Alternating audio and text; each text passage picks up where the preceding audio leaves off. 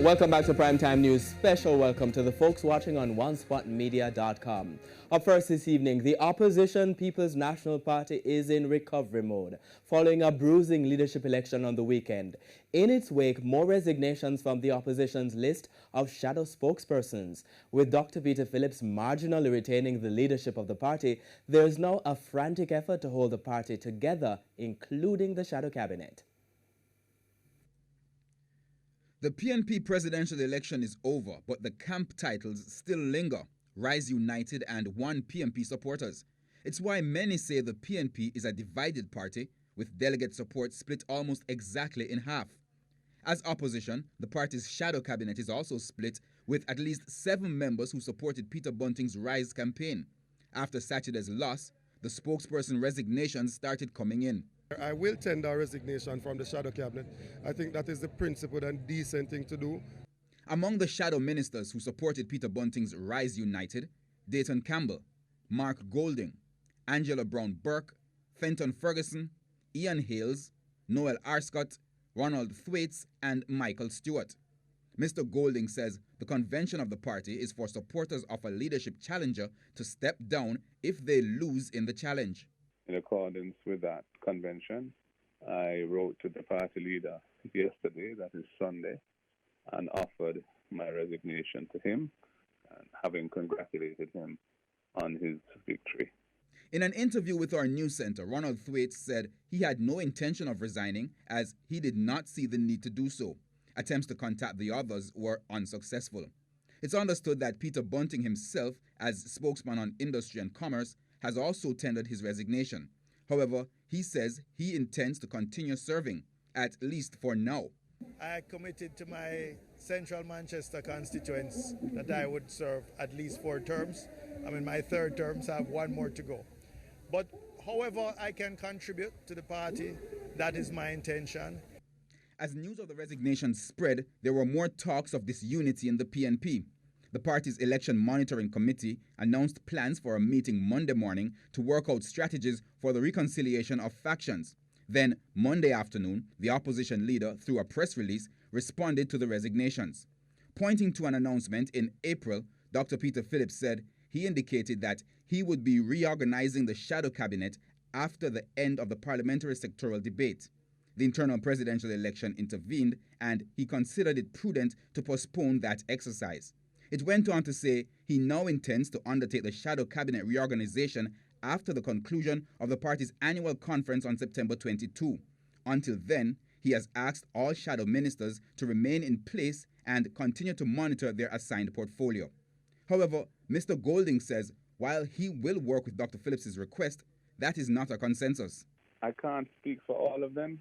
I know some have indicated that they would prefer not to be reappointed to the shadow cabinet for various reasons, and some may have decided not to tender their resignation. I don't know. There wasn't really a common position on it. Each person did what they thought was best. Herman Green, TVJ News. In the meantime, reports are Dr. Peter Phillips is to meet with Mr. Peter Bunting tomorrow. It is felt that given the slim margin of a victory on Saturday, Dr. Phillips will have to take decisive steps to reach out to persons who did not support him to reunite the party.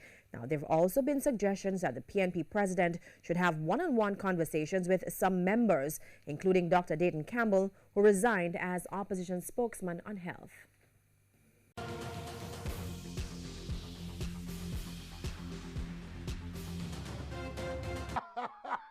No, like any accomplished village lawyer, the Maverick is back on the Breanna Williams case this evening.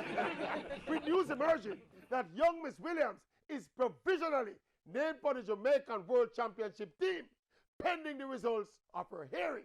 And this is where lawyers, especially village lawyers like the Maverick, earn our money.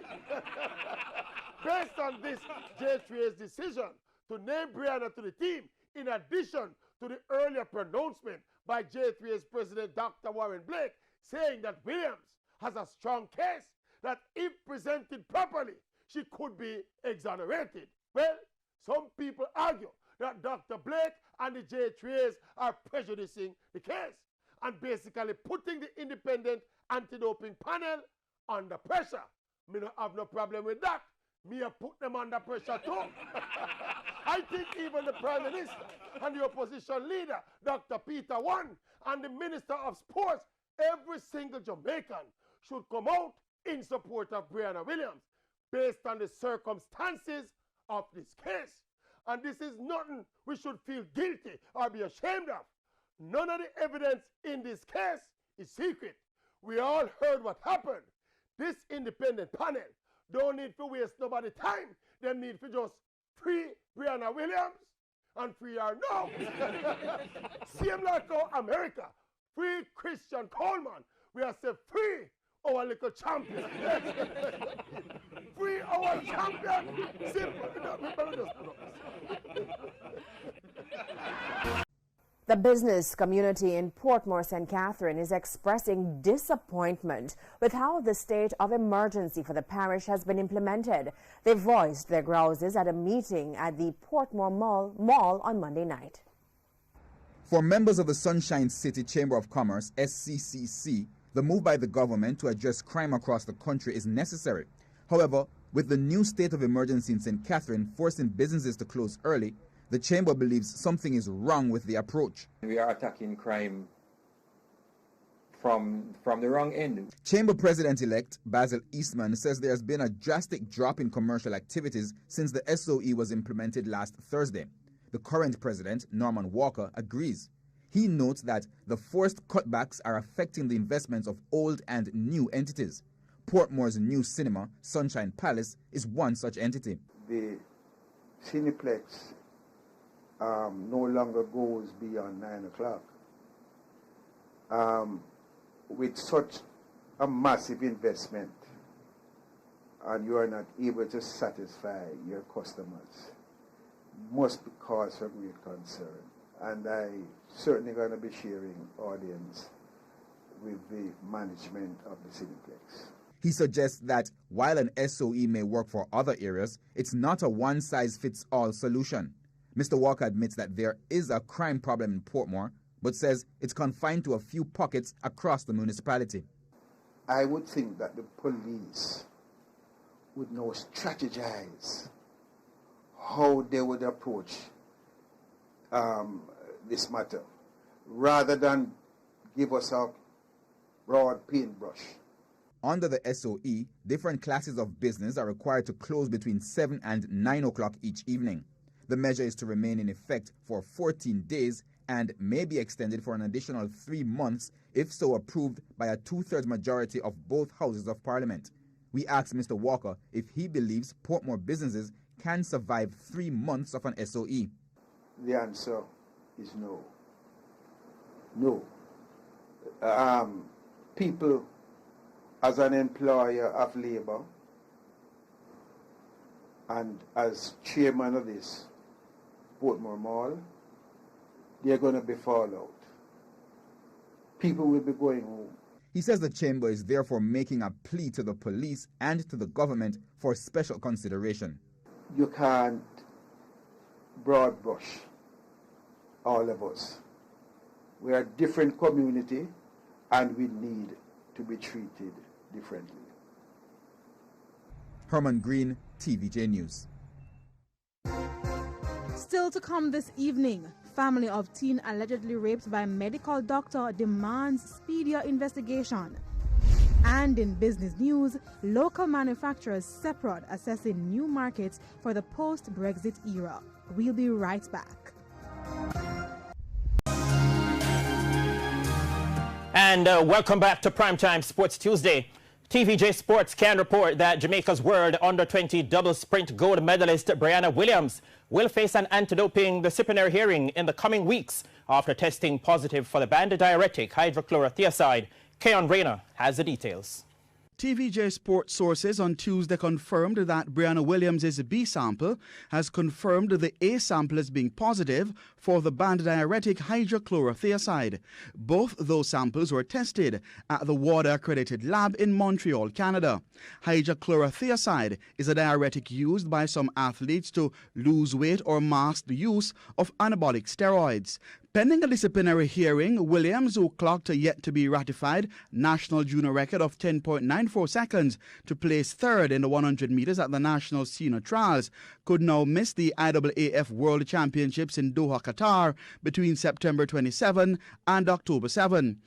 Contacted by TVJ Sports Tuesday afternoon, Canadian-based sports attorney Dr. Emir Crown confirmed he had been retained to represent young Williams in the case, but expressed disappointment that details of her case was in the public domain. This is one of those matters that, because we're dealing with a minor and because there was no, at least, communication to the athlete about the B sample, that the very public revealing of her adverse A sample finding, that shouldn't have been released till at least there was a positive confirmation of the B sample. And again, we're dealing with a minor here. It wouldn't have been anyone's preference for her name to be bandied about before there was any such public finding, at least with respect to her B sample. When contacted by telephone Tuesday morning, Alexander Williams, who chairs the Jamaica Anti-Doping Commission, declined comment on any doping matter.